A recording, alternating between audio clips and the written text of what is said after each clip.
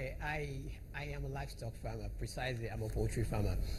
And the support I get from the government, I did not get any support from the government as at present. The things that government are meant to do, if there is, because the major problem that is facing livestock production, especially poultry production, is feed. The prices of feedstuffs goes high and up. It's not stable. If government can regulate prices of feedstuffs, if they can give seedlings to farmers to farm, the prices will and regulate the price and regulate the market price of which this farmer sells. Because I think they're supposed to be there was a federal government parastatal that regulates feeds price before, but none of it is active anymore. Now, if they could regulate the feed price for us, there will be more poultry farmers, there will be more livestock farmers, because feed decide the extent of which you can invest in poultry. The amount you buy the old chicks compared to what you spend on feeding them is so lesser. So if government had given, and then if government had taken care of the feed, we would have more poultry farmers, we would have more livestock farmers, and we'll have more input, more product, more agricultural product out. Now, and the storage facility, governments are not helping with storage facilities. I'll give you a major example. Now, if we have a 24/7 electricity supply, we don't have to import frozen foods. Exactly. Because the frozen foods we are importing, the frozen foods are injected with formalins, and formalins, it's hazardous to human being. But if we have the infrastructure in place in here, if we have like a cold room in every locality, that there are poultry facilities.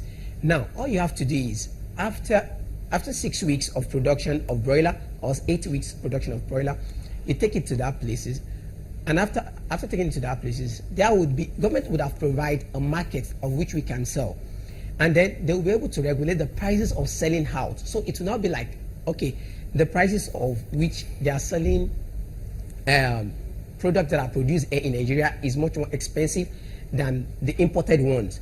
The reason why it is expensive than the imported ones is because of the cost of production, and the cost of production here basically lies on feeding the birds. Now, so if they can regulate the prices of feedstuffs and provide solution to infrastructures to make the processing aspect and packaging aspect so easy for people. We have more people in agriculture, and we have much more people that, and we are food products and other products will be so bountiful for everyone to access. Okay, so Mayo, I just wanted to ask a question. Are you a proponent of banning the importation of livestock?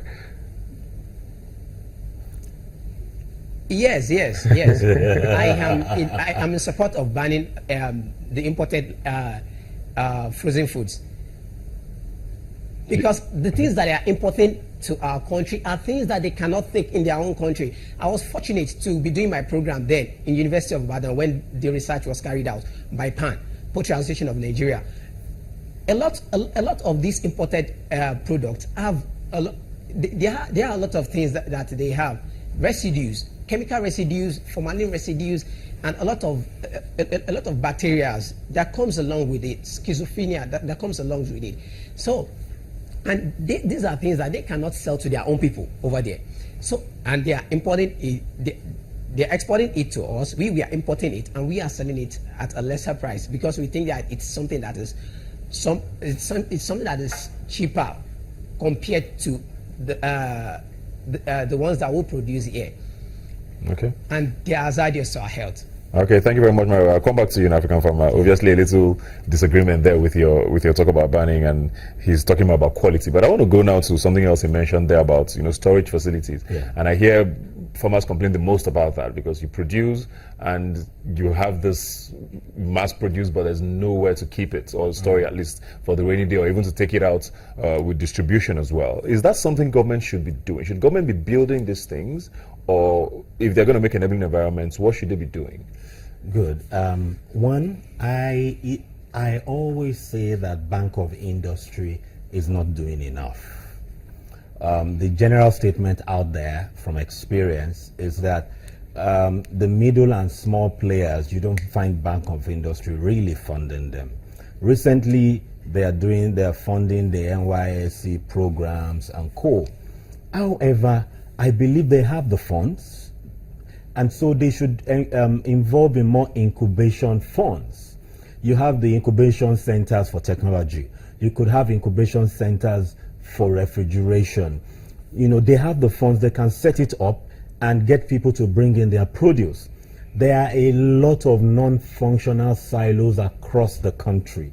Bank of Industry can come to actively play in these platforms, such that, yes, they put in the money, and some people, the private sector, gets to run it.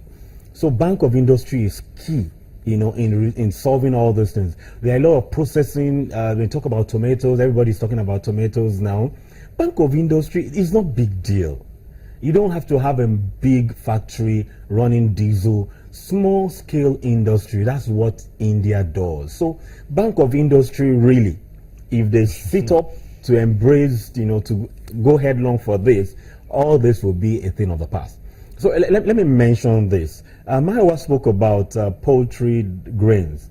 Now, I would expect that to see the Ministry of Agriculture now begin to invest heavily in soya and corn, because the bulk of 50% and above of every animal feed is maize. So you're seeing wheat, you're seeing rice. We don't have a comparative advantage, and I stand to be corrected. You know, I agree with in Jigawa, in the Ajija Jamari, I've done it well. So we need to focus on corn, because corn can be produced in any state, anytime, and it actually increases protein intake. The flour mills need maize, the poultry need maize, humans need maize. So instead of looking at rice and wheat, why don't we, and that feeds carbohydrates and foreign exchange, why don't we look at maize that everybody can produce? We can store enough, and you know, that would drive the prices of livestock feed by an average, drop it like 30%. So government needs to, you know, put in real policies, and I believe Bank of Industry really needs to do more. You did mention Bank of Industry quite a lot there. Yeah. Just go back to Maiwa now, just before we go now. A final word from you, Maiwa. What are you expecting from government this year? What's the one thing you want to see them do? Very quickly.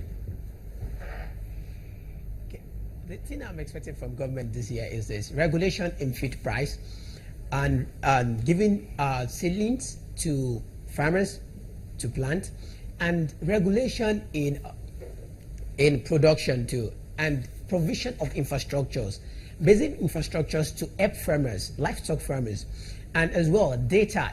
The federal government is supposed to have data. I don't think there is a concrete data right now that specify, okay, the numbers of farmers in specific states or specific geolocation. If this data exists, I don't know, of which I don't know. But the last time I tried to source for this, I couldn't lay my hand on any. If these numbers of farmers that are in each geolocations, what they farm, or livestock or crop, and they should encourage them. Last administration tried with the fertilizer scheme.